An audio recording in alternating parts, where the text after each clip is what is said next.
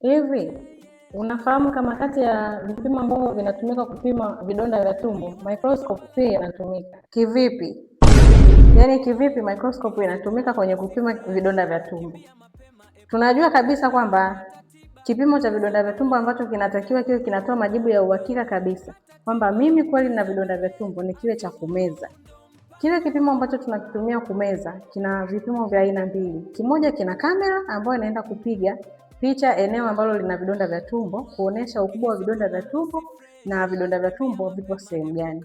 Lakini kazi ya pili ya kile kipimo cha kukimeza kinaenda kufanya biopsy, yaani kukata kinyama lile eneo ambalo lina shida ya vidonda vya tumbo, kukitoa nje kile kinyama kwa ajili ya kufanyia vipimo sasa, ambapo tunaenda kuiweka ile nyama ambayo imekatwa kwenye lile eneo lenye madhara kwenye microscope na kupima kumuona yule mdudu ambaye anasababisha vidonda vya tumbo. Mtu anapata vipi vidonda vya tumbo au njia zipi zinamsababishia mtu apate vidonda vya tumbo?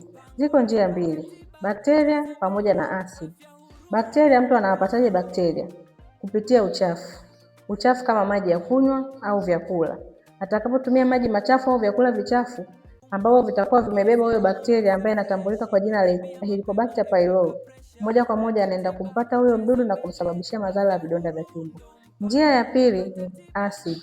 Asidi itakayozalishwa tumboni kwa lengo la kumeng'enya chakula, ikizalishwa kwa kiwango kikubwa zaidi, inaenda kuathiri ukuta wa tumbo na kusababisha vidonda vya tumbo. Ni njia zipi au namna gani nitaweza kuepuka kupata vidonda vya tumbo? Kama tunavyojua kwamba sababu ya kupata vidonda vya tumbo ni uchafu, lakini pia asidi. Sasa nitaviepuka vipi ili kusudi nisipate vidonda vya tumbo? Kwanza tunatakiwa kuwa wasafi, kunywa maji masafi, vyakula vyetu tuvipike katika hali ya usafi na kula vikiwa visafi. Kuhusu swala la asidi, tunatakiwa kuviepuka baadhi ya vyakula ambavyo vinachochea au vina contain hizo asidi. Mfano kama malimao, maharage, vinywaji vya viwandani mfano kama soda zenye gesi. Hivyo ni vitu ambavyo vinapelekea kuongeza zile asidi na kupelekea vidonda vya tumbo. Kwa hiyo ili kuepukana navyo tunatakiwa kuviacha au kuvipunguza kutumia vitu hivi. Nitajuaje au utajuaje kwamba mimi nina vidonda vya tumbo? Ni dalili gani ambazo utazisikia? Cha kwanza, maumivu makali ya tumbo, kichefuchefu, kutapika, tumbo kujaa gesi, tumbo kuwaka moto, kuhisi kiungulia na wakati mwingine hata kupata maumivu ya mgongo. Vidonda vya tumbo vinatibika. Sio kama ambavyo inafahamika mitaani, mtu ukishakuwa na vidonda vya tumbo hata ukitumia dawa za hospitalini hauponi. Sio kweli. Vidonda vya tumbo vinatibika na unapona vizuri. Ila tu endapo kama utafuata masharti ambayo unapewa na daktari wako, ukatumia dawa zako vizuri kama ambavyo inatakiwa, unapona kabisa. Mfano kama kuepukana na hivyo vitu vinavyochochea upatikanaji wa vidonda vya tumbo. Ukishaachana navyo ukatumia dawa zako vizuri, unapona. Kwenye matibabu kuna dawa za aina 3 na zaidi ambazo ni first line treatment.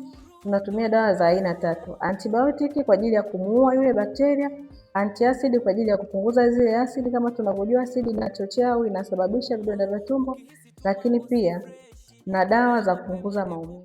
Usipotumia dawa za vidonda vya tumbo au usipotibiwa mapema vidonda vya tumbo, inaweza kukupelekea sasa uende kwa matibabu ambayo yatakukosti zaidi, ambayo ni operation. Kwa hiyo katika matibabu ya vidonda vya tumbo pia upasuaji au operation pia huwa inahusika. Ni vipimo gani ambavyo vinaweza vikatumika ili kujua kwamba una vidonda vya tumbo?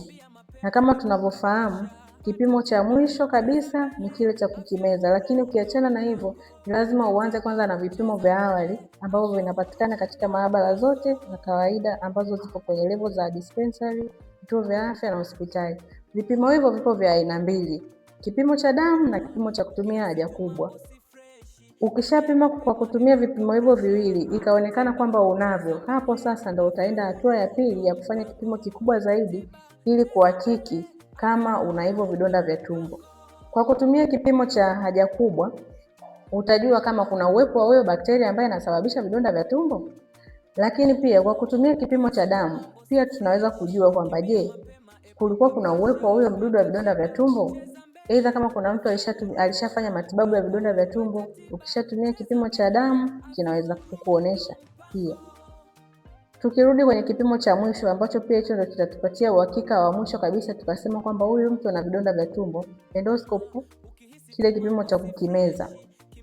Kile kitaenda kupiga picha kuonesha vidonda viko sehemu gani, vipo level gani, lakini hakiwezi kuonesha kwamba hivi vidonda vimesababishwa na mdudu ama asidi. Japokuwa kwenye asidi tunaweza tukaona kwamba ni asidi kweli ipo nyingi, lakini kwenye swala la bakteria kile kipimo cha kukimeza hakiwezi kutoa majibu ya kwamba hivi vidonda vya tumbo vimesababishwa na Helicobacter pylori au la. Ni vipi kama nina vidonda vya tumbo sitibiwi, au ni madhara gani nitayapata nikiwa na vidonda vya tumbo?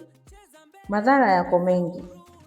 Unapungua uzito kutokana na ulaji wako kuwa sio wa kawaida, lakini pia kupungukiwa damu, kwa sababu inaweza ikawa vile vidonda vya tumbo vinavujisha damu huko ndani, ikakupelekea moja kwa moja kupata upungufu wa damu. Mbaya zaidi, usipopata matibabu yanayostahili na ukaugua hivyo vidonda vya tumbo kwa muda mrefu, inaweza vikadevelop mpaka kuelekea kuwa ni kansa.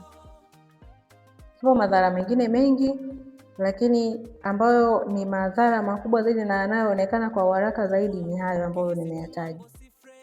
Ushauri, unapoanza kuona una dalili hizo ambazo nimezitaja huko nyuma, kuhisi kichefuchefu, kutapika, maumivu makali ya tumbo kuwaka moto, kuwa na kiungulia, maumivu ya mgongo, ni bora ufanye matibabu au ufanye vipimo kwa haraka ili kujua au kuwa na uhakika kwamba mimi kweli nina vidonda vya tumbo, kwa sababu dalili hizo haziashirii kwamba una vidonda vya tumbo peke yake. Yapo magonjwa mengine mengi ambayo yanafanania kabisa na dalili za vidonda vya tumbo. Kwa hiyo ni muhimu sana kufanya vipimo na kupata matibabu kwa wakati. Ili kupata ushauri zaidi, kupata huduma za kiafya au kupata elimu kuhusu magonjwa mbalimbali ukiachana pia na magonjwa ya vidonda vya tumbo, unaweza ukatupata katika dispensari yetu ya Madaraka inayopatikana mtaa wa Madaraka. Huduma ya ushauri ni bure, huduma ya kupata elimu ni bure. Mimi Dr. Gloria Lawrence.